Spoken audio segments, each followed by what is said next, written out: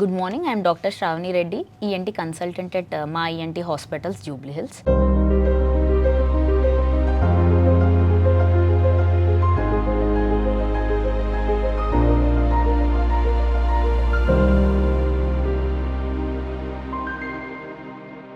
Today we will be discussing regarding the hoarseness of voice. అంటే hoarseness of voice అనేది ఒక symptom. ఎప్పుడైనా patient hoarseness of voice అని వచ్చారంటే బొంగురు గొంతు, మన నార్మల్ వాయిస్ కన్నా any abnormality, any change of voice is called horse అని అంటాం. వాయిస్ ఇస్ ప్రొడ్యూస్డ్ బై లారింగ్స్ అండి. అంటే స్వరపేటికలో వోకల్ కార్డ్స్ అని ఒక 2 మస్కులర్ స్ట్రక్చర్స్ ఉంటాయి. ఆ మస్కులర్ స్ట్రక్చర్స్లో ఎనీ అబ్నార్మాలిటీ ఏదైనా చేంజ్ అయినప్పుడు మనకి వాయిస్ అనేది మారుతుంది. దాన్ని హోర్స్ వాయిస్ అంటాం. లైక్ గట్టిగా సౌండ్ రావడం, లేకపోతే వీక్గా రావడం, ఎక్కువ స్ట్రెయిన్ చేసి మాట్లాడడం, లేకపోతే ర్యాష్గా రావడం, ఇవన్నీ హోర్స్నెస్ ఆఫ్ వాయిస్ కింద వస్తాయి. So quality of voice is change. మన ప్రీవియస్ వాయిస్ కంటే ఏదైనా వాయిస్ మార్పు జరిగిందంటే అది ఒక symptom. So what is the cause of that hoarseness of voice? ఎప్పుడు మనకి వాయిస్ మారుతుంది, అది important. The muscular process, vocal cords అనేవి ఉంటాయి కదా, అందులో ఏదైనా అబ్నార్మాలిటీ అవి సరిగ్గా అప్రాక్సిమేట్ కావాలి. వాయిస్ ప్రొడ్యూస్ చేయాలంటే రెండు కలిసి దగ్గరకు వచ్చినప్పుడే వాయిస్ ప్రొడ్యూస్ అవుతుంది. So anything which is obstructing this moment of the vocal cords, ఏమైనా గడ్డలు ఉండొచ్చు, లేకపోతే పక్షవాతం, నరాలకు పక్షవాతం ఉండొచ్చు, లేకపోతే స్టిఫ్ అయి ఉండొచ్చు దానికి ఉన్న muscles. So when the both vocal cords are not approximating properly, రెండు ఈక్వల్గా మనకి కలిసి జరగట్లేదు, ఇలా మూమెంట్స్ ఉండాలి. So when they are not attaching properly, that moment is delayed, that causes hoarseness of voice. So ఏం కాజెస్ ఉండొచ్చు? ఇప్పుడు అందరికీ హోర్స్నెస్ ఆఫ్ వాయిస్ వస్తుంది, but all are not important. ఏది ఇంపార్టెంట్, ఏది మనం నెగ్లెక్ట్ చేయొద్దు, అది తీసుకోవాల్సి వస్తుంది. Once any viral infections, acute cases ఉంటుంది, క్రానిక్ కేసెస్ ఉంటుంది. అక్యూట్ అంటే ఏంటి? When the patient is complaining of throat pain, cough, cold, viral attack వస్తుంది, అప్పుడు హోర్స్నెస్ ఆఫ్ వాయిస్ వస్తుంది. So that can be treated medically. మందులు కానీ లేకపోతే వాయిస్ రెస్ట్ ఇవ్వడం, whatever we can address which is acute, which is chronic అని చూసుకోవాల్సి వస్తుంది. సేమ్ పేషెంట్ వాయిస్ చేంజ్ అయ్యింది, but the patient age is more than 50, patient smoking, alcohol ఇవన్నీ అలవాట్లు ఉన్నాయి. So we should not neglect hoarseness of voice in such patients అనమాట. ఎందుకు? అది అండర్లైన్ మేజర్ డిసీజ్ని దాస్తుంది. అది ఒక సిమ్టమ్ మాత్రమే, not a disease. So we have to evaluate what is the cause for hoarseness of voice. Acute అని చెప్పాను. ఇప్పుడు అక్యూట్లో ఏంటి అంటే any viral infection, or when లౌడ్గా స్క్రీమ్ చేసినప్పుడు, గట్టిగా అరవడం, ఎప్పుడైనా 1 ఎపిసోడ్ చాలు, గట్టిగా అరిచి గట్టిగా వాయిస్ రేస్ చేసినప్పుడు సింగిల్ ఎపిసోడ్ కూడా హోర్స్నెస్ ఆఫ్ వాయిస్ క్రియేట్ చేస్తుంది. క్రానిక్ కేసెస్ ఏంటి? మనం అసిడిటీ అని ఉంటారు, most common cause gastric reflux disease. అది one of the cause for chronic laryngitis. అంటే క్రానిక్గా మన వోకల్ కార్డ్ రీజన్ అంతా ఎడిమాలాగా, వాపులాగా వచ్చేస్తుంది. సో యాసిడ్ రిఫ్లెక్స్ డిసీజ్ ఒకటి. లేదు క్రానిక్ కండిషన్స్ అంటే వోకల్ కార్డ్ పారాలిసిస్ కూడా ఉండొచ్చు. మన నరాలకు సప్లై చేసే నర్వ్ కట్ అయినప్పుడు, కట్ కావడానికి చాలా రీజన్స్ ఉంటాయి. కట్ అయినా కావచ్చు, లేకపోతే పక్షవాతం రావచ్చు. లైక్ నెక్ రీజన్, మన నెక్ రీజన్లో వోకల్ కార్డ్స్ ఉంటాయి. సో ఈ రీజియన్లో we have thyroid gland, neck గడ్డలు, వేరే గడ్డలైనా రావచ్చు. సో ఆ గడ్డల వల్ల, ప్రెషర్ వల్ల రావచ్చు. లేదు అంటే సర్జరీ చేసేటప్పుడు నరం ఇంజూర్ కావచ్చు. So that nerve is called recurrent laryngeal nerve.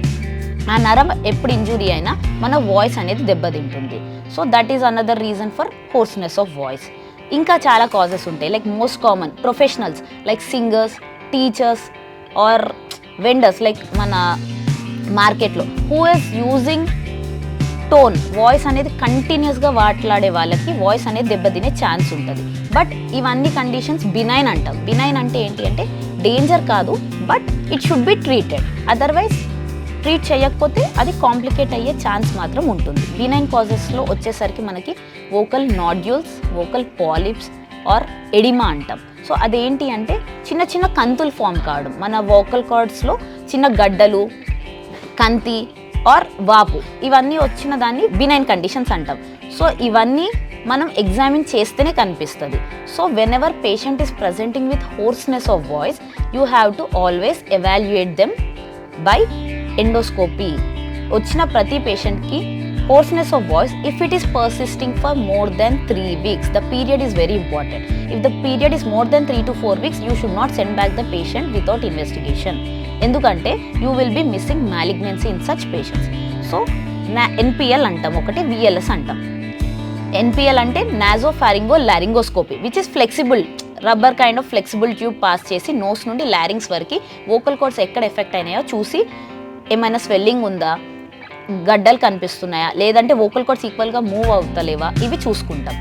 One other thing is VLS, video laryngoscopy which is rigid kind of tube, just tongue దగ్గర పెట్టేసి మనం ఎండోస్కోపీ చేస్తాం. If something is seen in this, గడ్డ కనిపించింది అదేంటి అని చూసుకోవడానికి మనం బినైనా మ్యాలిగ్నెంట్ అంటే మంచి గడ్డనా చెడు గడ్డనా అని చూసుకోవాలి. But appearance we can see the difference in that. Benign అనిపించింది అనుకోండి, we can go for some medical management or if not responding to that అప్పుడు సర్జరీ చేసి ఆ గడ్డల్ని తీయాల్సి వస్తుంది. మ్యాలిగ్నెంట్ అంటే ఏంటి అంటే ఇర్రెగ్యులర్గా గ్రోత్ అనేది మంచిగా వెల్ డిఫైన్డ్గా కాకుండా ఇర్రెగ్యులర్గా ఉంది, అల్సర్స్ ఉన్నాయి అనుకున్నప్పుడు, డౌట్ వచ్చినప్పుడు ఆ బిట్ని తీసి బయోప్సీకి పంపించాల్సి వస్తుంది.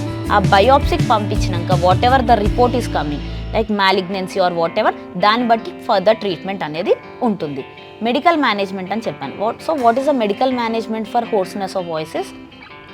అక్యూట్లో వచ్చింది like sudden streaming of voice వల్ల, లేకపోతే సింగర్స్లో గట్టిగా అరవడం వల్ల వచ్చింది అనుకోండి, voice rest is very important. అంటే అబ్సల్యూట్ వాయిస్ రెస్ట్, వాయిస్ అనేది యూజ్ చేయకుండా ఉండి మంచిగా oral hydration, regular steam inhalations తీసుకొని మెడిసిన్స్ ఇస్తే they will be perfectly fine within a 2 weeks of period of time.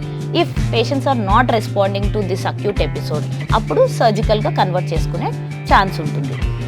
Chronic cases like acid reflux disease వల్ల వస్తుంది. Acid reflux disease అనేది not only chest pain or burning సెన్సేషన్తో present కాదు, chronic cough, any patient chronic cough ఉంది, గొంతులో ఏదో discomfort ఉంది, they are not able to clear, continuous ఏదో క్లియర్ చేయడానికి ట్రై చేస్తున్నారు, ఇవన్నీ మన వోకల్ కార్డ్స్కి ఎఫెక్ట్ అయిన ఛాన్సెస్. సో వాళ్ళకు కూడా హోర్స్ వాయిస్ అనే సిమ్టమ్ ఉంటుంది. సో వాళ్ళకి యాసిడ్ రిఫ్లెక్స్ ట్రీట్మెంట్ ఒక 3 to 4 months వరకు కంటిన్యూస్గా ఇవ్వాల్సి వస్తుంది. If they are responding good, if not responding దాన్ని బట్టి మళ్ళీ సర్జికల్గా చూసుకోవాలని డిసైడ్ చేయాల్సి వస్తుంది. Why this topic is important is any elderly patient, family history ఉన్న క్యాన్సర్ ఉన్న పేషెంట్స్ వాళ్ళకి, లేదు స్మోకింగ్, ఆల్కహాల్ ఇవన్నీ హిస్టరీ ఉన్న వాళ్ళకి కంపల్సరీ ఎండోస్కోపీ చేయకుండా పంపించొద్దు. We will miss malignancy. అది ఎర్లీ స్టేజెస్లో డిటెక్ట్ చేస్తే కంప్లీట్లీ క్యూరబుల్.